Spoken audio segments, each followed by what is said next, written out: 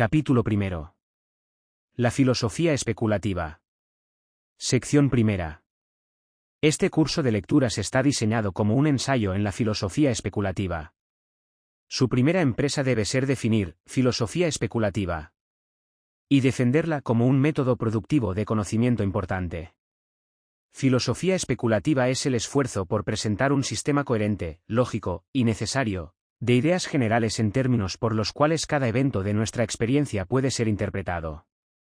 Por esta noción de interpretación, significo que todo de lo cual somos conscientes, como disfrutado, como percibido, voluntariamente iniciado, o pensado, tendrá el carácter de una instancia particular del esquema general. Entonces, el esquema filosófico debe ser coherente, lógico, y, con respecto a su interpretación, aplicable y adecuado. Aquí, aplicable, significa que algunos ítems de la experiencia son talmente interpretables. Y, adecuado, significa que no hay ítems incapaces de tal interpretación. La palabra, coherencia, como aquí está empleada, significa que las ideas fundamentales, en términos por los cuales el esquema es desarrollado, presupónense, de tal manera, que, en aislamiento, son sin sentido. Este requerimiento no significa que son definibles en los términos mutuos de ellas. Significa que lo que es indefinible en una tal noción no puede ser abstraído de su relevancia a las otras nociones. Es la ideal de una filosofía especulativa, que sus nociones fundamentales no deberían aparecer capaces de abstracción mutua. En otras palabras, está presupuesto que ninguna entidad puede ser concebida en completa abstracción del sistema del universo, y que es la empresa de la filosofía especulativa exhibir esta verdad. Este carácter es su coherencia. El término, lógico, tiene su ordinario significado, incluso consistencia lógica, o falta de contradicciones, las definiciones de construcciones en términos lógicos, la ejemplificación de nociones lógicas generales en instancias específicas, y los principios de la inferencia. Será observado que nociones lógicas deben, por sí mismas, encontrar su lugar en el esquema de nociones filosóficas. También será notado que este ideal de la filosofía especulativa tiene su lado racional y su lado empírico. El lado racional es expresado por los términos coherente y lógico. El lado empírico se expresa por los términos aplicable y adecuado. Pero, ambos lados están atados juntos por la clarificación de una ambigüedad, cual pertenece en la explicación previa del término adecuado. La adecuacidad del esquema sobre todo ítem no significa adecuacidad sobre tales ítems cuales han sido ya considerados. Significa que la textura de observada experiencia, como ilustrativa del esquema filosófico, es tal que toda experiencia relacionada debe exhibir la misma textura. Entonces, el esquema filosófico debe ser necesario, en el sentido de cargar, dentro de sí, su propia orden judicial de universalidad a través de toda la experiencia, si nos limitamos a eso cual comunica con el hecho factual inmediato. Pero lo que no, de tal manera, se comunica es incognoscible. Y lo incognoscible es incognoscido. Y, entonces, esta universalidad definida por comunicación nos será suficiente. Esta doctrina, de necesidad en universalidad, significa que hay una esencia con respecto al universo cual le prohíbe relaciones más allá de sí mismo, como violaciones de su racionalidad. La filosofía especulativa busca esa esencia. Sección segunda. Filósofos no pueden esperar finalmente formular estos principios metafísicos. Debilidad de introspección y deficiencias de lenguaje inexorablemente obstaculizan el camino. Palabras y frases deben ser estrechadas hacia una generalidad foránea a sus usos ordinarios. Y tanto como sean estabilizados tales elementos del lenguaje como tecnicismos, ya quedan siendo metáforas mudamente atractivas para un salto imaginativo. No hay principio cual es, en sí, incognoscible, no incapturable por un destello de lucidez. Pero, poniendo a un lado las dificultades del lenguaje, deficiencia en penetración imaginativa prohíbe progreso en cualquier forma, a excepción de la visión asintótica, correspondiente a un esquema de principios definibles solamente en términos de ese ideal cual les toca satisfacer. La dificultad tiene su asiento en el lado empírico de la filosofía. Nuestro dato es el mundo actual, incluso nosotros. Y este mundo actual se extiende para ser observado, disfrazado como el tópico de nuestra inmediata experiencia. La elucidación de inmediata experiencia es la sola justificación por cualquier pensamiento. Y el punto iniciativo del pensamiento es la observación analítica de los componentes de esta experiencia. Pero, no somos conscientes de algún análisis, claro y completo, de experiencia inmediata en términos de los varios detalles cuales comprenden su definitud. Habitualmente observamos según el método de la diferencia. Unas veces vemos un elefante, otras veces no. El resultado es que un elefante, cuando presente, es notado. Facilidad de observación depende del hecho de que el objeto observado es importante cuando presente, y a veces está ausente. Los principios metafísicos nunca pueden fallar de ejemplificación. Nunca podemos captar el mundo actual vacacionándose de su influencia. Por lo tanto, para el descubrimiento de la metafísica, el método de fijar el pensamiento a una estricta sistematización de discriminación detallada, ya efectuada por observación antecedente, se quiebra. Este derrumbamiento del método de empirismo rígido no se confina a la metafísica. Ocurre cuando buscamos las más grandes generalidades. En las ciencias naturales el método rígido es el método baconiano de inducción, un método cual si se sigue consistentemente, dejaría las ciencias aún como las había encontrado. Lo que omitió Bacon fue el juego de una imaginación libre, controlada por los requerimientos de la coherencia y la lógica. El método verdadero del descubrimiento es como el primer vuelo de un avión. Empieza desde la base de observación particular. Hace un vuelo en el aire tenue de generalización imaginativa. Y otra vez aterriza para iniciar observación renovada, hecha aguda por interpretación racional. La razón por el éxito de este método de racionalización imaginativa es que, cuando el método de la diferencia fracasa, factores cuales están presentes constantemente pueden ser ya observados, bajo la influencia del pensamiento imaginativo. Tal pensamiento suministra las diferencias cuales a la observación directa le faltan. Hasta puede jugar con inconsistencia. Y puede, entonces, aventar luz a los consistentes y persistentes elementos en la experiencia, en comparación con lo que, en la imaginación, es inconsistente con ellos. El juzgamiento negativo es la cumbre de la mentalidad. Pero las condiciones para el éxito de la construcción imaginativa deben ser rigurosamente observadas. En el primer lugar, esta construcción debe tener su origen en la generalización de factores particulares, notados en tópicos particulares del interés humano.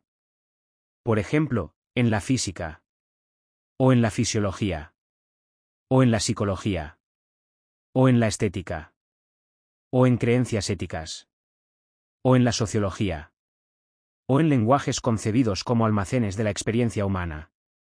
De esta manera, el requisito primero, que, de todos modos, habrá una aplicación importante, está asegurado. El éxito del experimento imaginativo debe ser siempre probado, por la aplicabilidad de sus resultados más allá del locus restringido desde el cual se originó. Ante la falta de tal aplicación extendida, una generalización comenzada con la física, por ejemplo, se queda siendo meramente una expresión alternativa de nociones aplicables a la física. La parcialmente exitosa generalización filosófica encontrará, si derivada de la física, aplicaciones en campos de la experiencia más allá de la física. Ilustrará observación en esos campos remotos, para que principios generales puedan ser notados como en el proceso de la ilustración, cuales, en la ausencia de la generalización imaginativa, son oscurecidos por su ejemplificación persistente. Entonces, el primer requisito es proceder por el método de generalización, para que ciertamente haya alguna aplicación. Y la prueba de algún éxito es la aplicación más allá del inmediato origen. En otras palabras, alguna sinóptica visión se ha adquirido.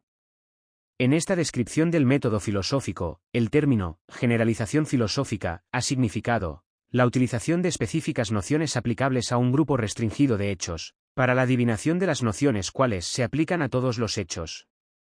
En su uso de este método, las ciencias naturales han mostrado una mezcla curiosa de racionalismo e irracionalismo.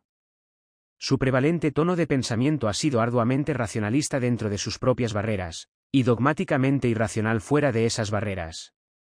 En práctica, tal actitud suele convertirse en una dogmática negación que hay factor alguno en el mundo, no enteramente expresable en términos de sus propias nociones primarias, carente de cualquier más generalización. Tal negación es la autonegación del pensamiento.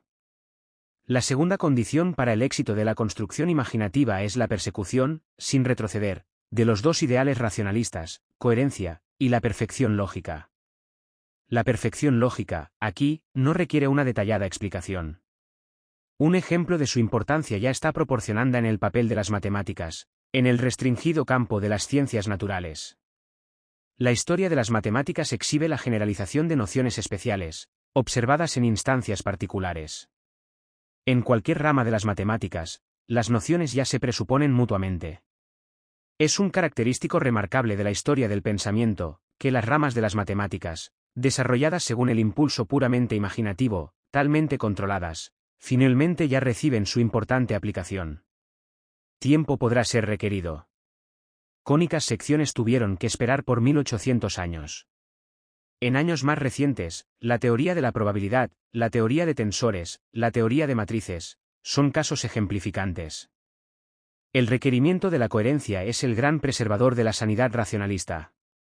Pero la validez de sus críticas no es siempre admitida. Si consideramos controversias filosóficas, encontraremos que los disputantes suelen requerir coherencia de sus adversarios, mientras se otorgan dispensas a sí mismos. Ha sido remarcado que un sistema de filosofía nunca está refutado, solo está abandonado. La razón es que las contradicciones lógicas, excepto como temporales deslices de la mente, deslices, pletóricos aunque temporales, las contradicciones lógicas, son las más gratuitas de equivocaciones, y usualmente son triviales.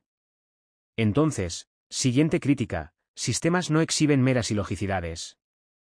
Sufren de inadecuacidad y de incoherencia. Falta de incluir ciertos obvios elementos de la experiencia en el alcance del sistema se encuentra con una negación audaz de los hechos. También, mientras un sistema de filosofía retenga un encanto de novedad, disfrutará de una plenaria indulgencia por sus fallos en la coherencia. Pero siguiente que un sistema ya haya adquirido ortodoxia, y es, con autoridad, enseñado, por lo tanto, recibirá una más aguda crítica. Sus negaciones y sus incoherencias se encuentran intolerables, y una reacción se instala. La incoherencia es la arbitraria desconexión de principios. En la filosofía moderna, los dos tipos de sustancia cartesianos, corporal y mental, ilustran la incoherencia.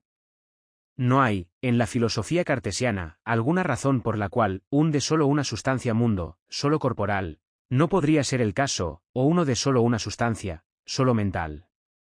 Según Descartes, un individuo sustancial requiere nada más que sí mismo para existir.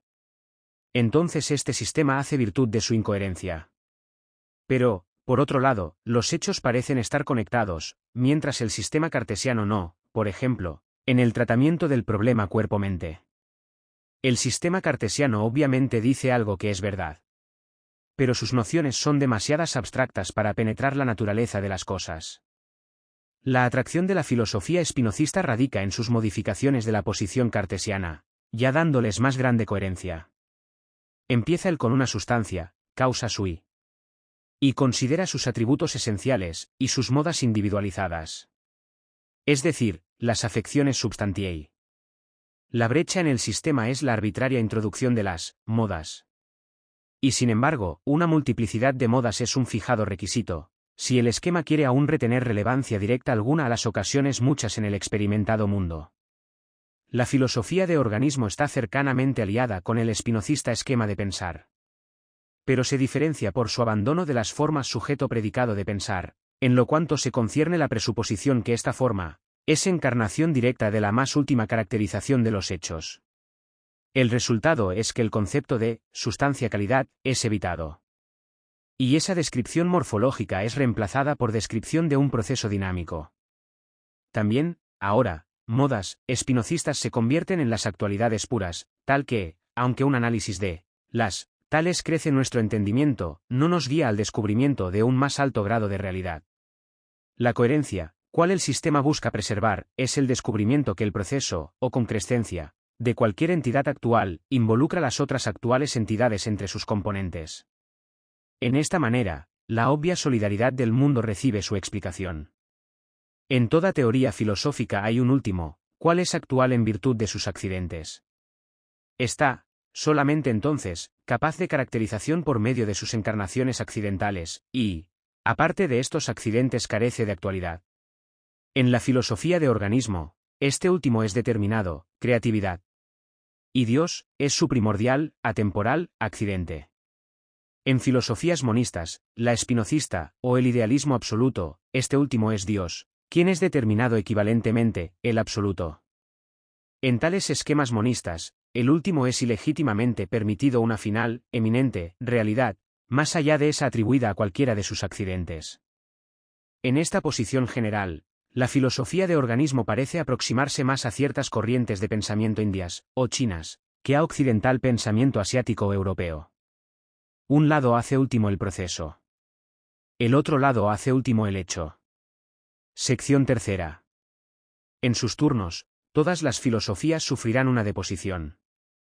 Pero el bulto de sistemas filosóficos expresa una variedad de verdades generales del universo, esperando coordinación y asignación de sus varias esferas de validez. Tal progreso en coordinación está provisto por el avance de la filosofía. Y, en este sentido, la filosofía ha avanzado desde Platón en adelante. Según esta cuenta del logro del racionalismo, el jefe error de la filosofía es la exageración. La procuración de la generalización es sustentable. Pero la estimación del éxito es exagerada. Hay dos formas principales de tal exageración.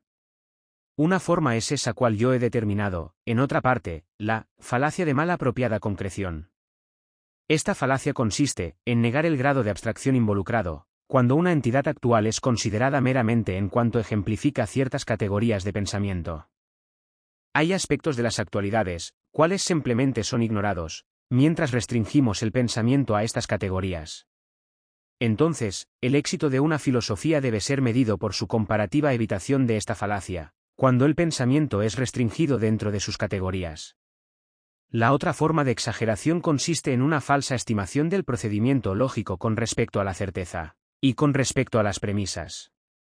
La filosofía ha sido embrujada por la desafortunada noción de que su método es dogmáticamente indicar premisas cuales son claras individualmente, distintas y ciertas, y erigir sobre esas premisas un sistema deductivo de pensamiento. Pero la correcta expresión de las finales generalidades es la meta de la discusión, y no su origen. La filosofía ha sido mal guiada por el ejemplo de las matemáticas. Y hasta en las matemáticas, la declaración de los últimos principios lógicos está acosada por dificultades, hasta ahora insuperables. La verificación de un esquema racionalista debe ser buscada en su éxito general, y no en la certeza peculiar, o claridad inicial, de sus principios. En esta conexión, el mal uso del argumento, ex absurdo, debe ser notado, por el cual mucho razonamiento filosófico es viciado. La única conclusión lógica que se puede derivar, cuando surge una contradicción de una cadena de razonamiento, es que, por lo menos, una de las premisas involucradas en la inferencia es falsa. Es precipitadamente asumido, sin más cuestión, que la premisa pectante puede ser, de una vez, localizada. En las matemáticas, esta asunción está a menudo justificada. Y, por ella, los filósofos han sido engañados. Pero en la ausencia de un buen definido esquema categorial de entidades, surgiendo en un sistema metafísico satisfactorio, cada premisa en un argumento filosófico está bajo sospecha. La filosofía no reganará su estado propio hasta que la gradual elaboración de esquemas categoriales, definitivamente expresados en cada etapa de progresión, es conocida como su propio objetivo. Pueden haber esquemas rivales, inconsistentes entre sí mismos, cada uno con sus propios méritos y sus propios fallos. Será, entonces, el propósito de la exploración conciliar las diferencias. Categorías metafísicas no son dogmáticas declaraciones de lo obvio. Son formulaciones tentativas de las generalidades últimas. Si consideramos cualquier esquema de categorías filosóficas como una aserción compleja, y aplicámosle la alternativa del lógico, ya sea cierta o falsa, la respuesta tiene que ser que el esquema es falso. La misma respuesta debe ser dada a una cuestión semejante, respetando los existentes formulados principios de cualquier ciencia. El esquema es verdad con calificaciones no formuladas, excepciones, limitaciones, y nuevas interpretaciones en términos de más nociones generales. Todavía no sabemos cómo reformular el esquema en una verdad lógica. Pero el esquema es una matriz, desde la cual verdaderas proposiciones aplicables a circunstancias particulares pueden ser derivadas. Podemos, actualmente, solamente confiar en nuestros entrenados instintos, respetando la discriminación de las circunstancias, con respecto a las cuales el esquema es válido. El uso de tal matriz es poder argumentar según ella, resueltamente, y con lógica rígida. El esquema debe ser, entonces, presentado, con la máxima precisión y definitud, para permitir tal tipo de argumentación. La conclusión del argumento debe ser, entonces, confrontada con circunstancias a las cuales debe aplicarse. La primaria ventaja de tal manera ganada es que la experiencia no es interrogada con la paralizante represión del sentido común. La observación adquiere una realzada penetración por razón de la expectación evocada por la conclusión del argumento. El resultado de este procedimiento toma una de tres formas. Primeramente, la conclusión puede estar de acuerdo con los observados hechos. Segundamente, la conclusión puede exhibir acuerdo general, con desacuerdo en el detalle. Y terceramente, la conclusión puede estar en desacuerdo completo con los hechos. En el caso primero, los hechos son, con más adecuacidad, conocidos, y la aplicabilidad del sistema al mundo ha sido elucidado.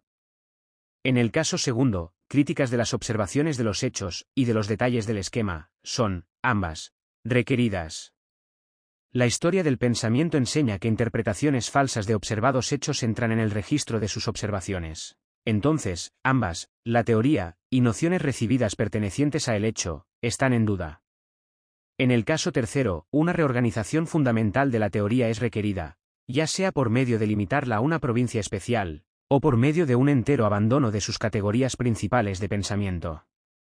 Después de que la base inicial de una vida racional, con un lenguaje civilizado, ya ha estado establecida, todo pensamiento productivo ha procedido, ya sea por la introspección poética del artista, o por la imaginativa elaboración de esquemas del pensamiento, capaces de utilización como premisas lógicas.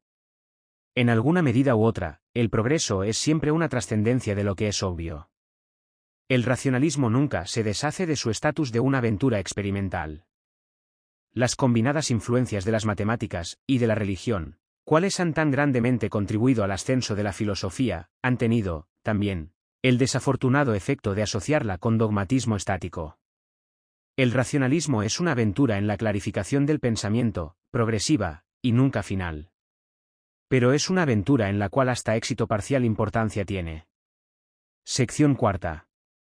El campo de una especial ciencia es confinado a un género de hechos, en el sentido de que no se hacen aserciones con respecto a los hechos cuales fuera de ese género se encuentran. La mera circunstancia, que una ciencia sea naturalmente surgido, cual considera un grupo de hechos, asegura que los hechos de ese tipo, entre sí mismos, tienen relaciones definitivas, cuales son bastante obvias a toda la humanidad.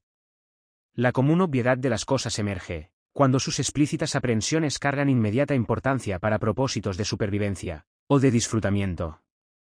Esto es decir, para propósitos del ser y del bienestar. Elementos en la experiencia humana, de esta manera singularizados, son esos elementos concernientes los cuales el lenguaje es copioso y, dentro de sus límites, preciso. Las ciencias especiales, por lo tanto, se ocupan con tópicos cuales están abiertos a fácil inspección, y son listamente expresados por palabras. El estudio de la filosofía es un viaje hacia generalidades aún más grandes. Por esta razón, en la infancia de las ciencias, cuando el estrés principal radicaba en el descubrimiento de las más generales ideas útilmente aplicables al sujeto en cuestión, la filosofía no era marcadamente distinguida de las ciencias. Hasta hoy, una nueva ciencia con alguna novedad sustancial en sus nociones, es considerada ser, de alguna manera, peculiarmente filosófica. En sus más tardes etapas, aparte de perturbaciones ocasionales, la mayoría de las ciencias aceptan, sin cuestión, las nociones generales en términos por los cuales se desarrollan. El estrés principal está radicado en el ajustamiento y la verificación directa de aserciones más especiales.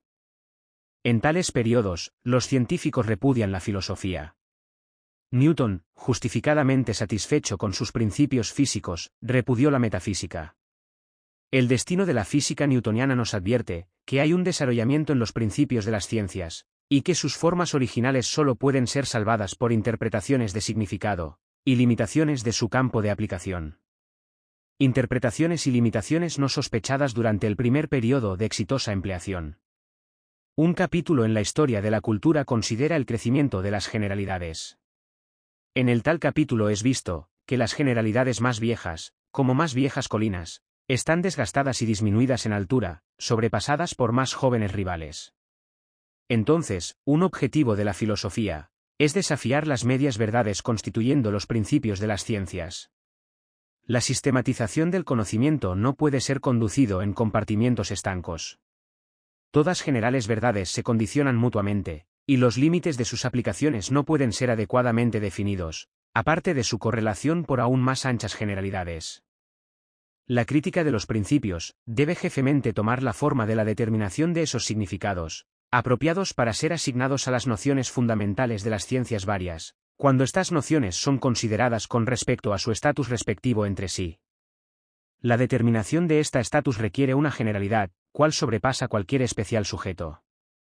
Si podemos confiar en la tradición pitagórica, el surgimiento de la filosofía europea fue largamente promocionado por el desarrollo de las matemáticas a una ciencia de generalidad abstracta. Pero en su subsecuente desarrollo, el método de la filosofía también ha sido viciado por el ejemplo de las matemáticas. El método primario de las matemáticas es la deducción. El método primario de la filosofía es generalización descriptiva. Bajo la influencia de las matemáticas, la deducción ha sido impuesta sobre la filosofía como su método estándar, en vez de tomar su lugar verdadero como un esencial modo auxiliar de verificación, para poner a prueba el alcance de las generalidades. Esta mala aprehensión del método filosófico ha velado el muy considerable éxito de la filosofía en proporcionar nociones genéricas, cuales le agregan lucidez a nuestra aprehensión de los hechos de la experiencia. Las disposiciones de Platón, Aristóteles, Tomás de Aquino, Descartes, Spinoza, Leibniz, Locke, Berkeley, Hume, Kant, Hegel, meramente significan que las ideas que estos hombres introdujeron a la tradición filosófica deben ser construidas con limitaciones, adaptaciones e inversiones, ya sean desconocidas por ellas, o repudiadas explícitamente por ellas. Una nueva idea introduce una nueva alternativa.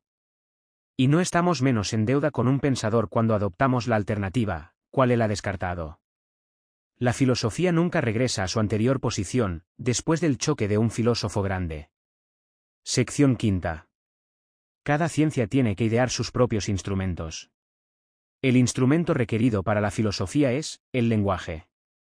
Entonces, la filosofía rediseña el lenguaje del mismo modo que, en las ciencias físicas, aplicaciones preexistentes son rediseñadas. Es exactamente en este punto que la apelación a los hechos es una operación difícil. Esta apelación no es solamente a la expresión de los hechos, en corrientes verbales sentencias. La adecuadidad de tales sentencias es la principal cuestión en disputa. Es verdad que el acuerdo general entre la humanidad, con respecto a hechos experimentados, es mejor expresado en lenguaje. Pero el lenguaje de la literatura ya se quiebra precisamente en la empresa de expresar en forma explícita las más grandes generalidades, las mismas generalidades cuales la metafísica busca expresar. El punto es que cada proposición se refiere a un universo exhibiendo algún carácter generalmente sistemático y metafísico. Aparte de este trasfondo, las separadas entidades cuales van a formular la proposición, incluso la proposición como tal, están sin carácter determinado. Nada ha sido definido, porque cada entidad definida requiere un universo sistemático, para suministrar su requisito estatus. Entonces, cada proposición proponiendo un hecho debe, en su análisis completo, proponer el carácter general del universo requerido para ese hecho. No hay algunos autosostenidos hechos flotando en la dada. Esta doctrina, de la imposibilidad de apartar una proposición de su sistemático contexto en el mundo actual, es una consecuencia directa de la cuarta, y la 20ª, de las explicaciones categoriales fundamentales, en las que estaremos ocupados expandiendo e ilustrando. Una proposición puede encarnar verdad parcial, porque solamente demanda un cierto tipo de medio ambiente sistemático, cual es ya presuponido en su significado. No se refiere al universo en todo su detalle. Un objetivo práctico de la metafísica es el exacto análisis de las proposiciones, no meramente de proposiciones metafísicas, pero de proposiciones bastante ordinarias, tal como, hay carne de res para la cena hoy, y, Sócrates es mortal. El único género de hechos cual constituye el campo de alguna ciencia especial, requiere alguna presuposición metafísica común respetando el universo. Es meramente crédulo aceptar frases verbales como adecuadas declaraciones de proposiciones. La distinción entre frases verbales y proposiciones completas es una de las razones por la cual la rígida alternativa del lógico, verdadera o falsa, es tan largamente irrelevante para la persecución del conocimiento.